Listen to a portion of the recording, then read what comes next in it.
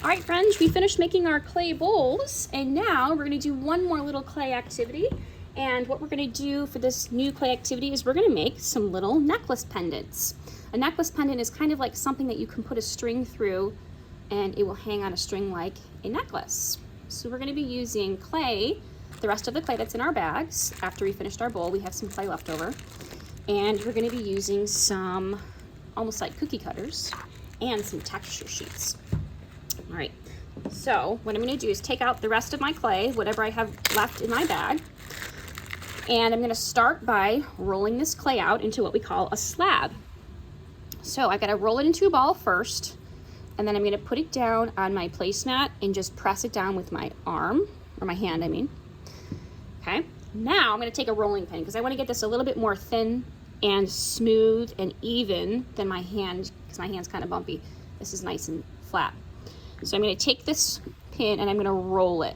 So with two hands, I'm going to roll it back and forth, and then side to side. 1, 2, and then 1, 2. Okay. You don't want it to be too thin. If it's too thin, again, clay crumbles when it's too thin. So about the thickness of your wooden stick is a good measurement. All right, now we're gonna make some textures on our clay. Look at those little textures that I have in there. I used some texture plates to put some designs onto my clay. So at your table, you have a whole bunch of texture plates. We've used these for drawing before. You're gonna choose one that you like, and then you're gonna place it down onto your clay. So find the side that's the bumpy side, and then find a design that you like. I really like this kind of like flowery design right here. So I'm gonna put that onto my clay, and then I'm gonna take my rolling pin and I'm gonna roll really hard on my texture plate, back and then forth. Then take my texture plate off very carefully, and I should see my clay has a really cool texture now. I love it. So I'm gonna figure out what shape do I want my pendant to be, a circle, a square. There are a whole bunch of little cookie cutters at your table on your tray that you can choose from. I'm just gonna do the circle one. And find the area that you like the best. I think this is the best area for me because it shows the most of that flower pattern. And I'm gonna press with two hands, nice and firm. You can even twist it a little bit like this, and then take your cookie cutter off. You might notice that your clay sticks to the cookie cutter. That's why it has a hole in it, so you can just carefully push the piece out. Be very gentle with it, and then kind of press it back into its shape. And now I've got my first pendant. This is awesome. I can use the water at my table and my tray to kind of smooth out the edges. I noticed that my edges are a little bit bumpy.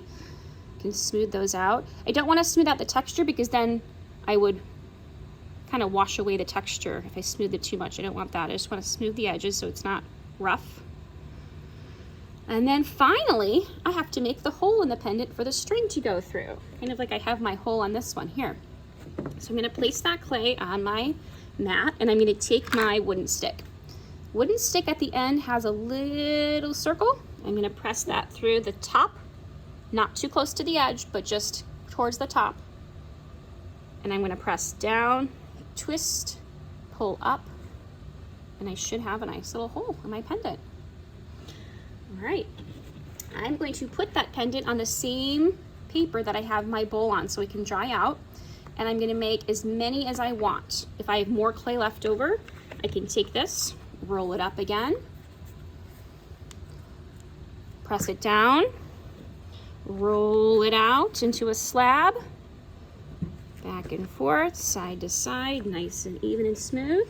And I can try a new texture plate and roll that onto my clay. This one is kind of cool. It's got snowflakes on it. I like that one. And then I can choose a new cookie cutter. Maybe I want to do a square this time. Cut into that. And then I have another pendant. All right, so as many pendants as you want to make, you can make. When you finish them, you're going to put them on your paper plate with the rest of your clay pieces in your bowl. If you have any clay left over at the end of class that you didn't use, just crumple it up into a ball, put it back in your bag because we can use this for other classes. All right, friends, I can't wait to see your pendants. When these dry, next week we're going to paint all of them. Awesome.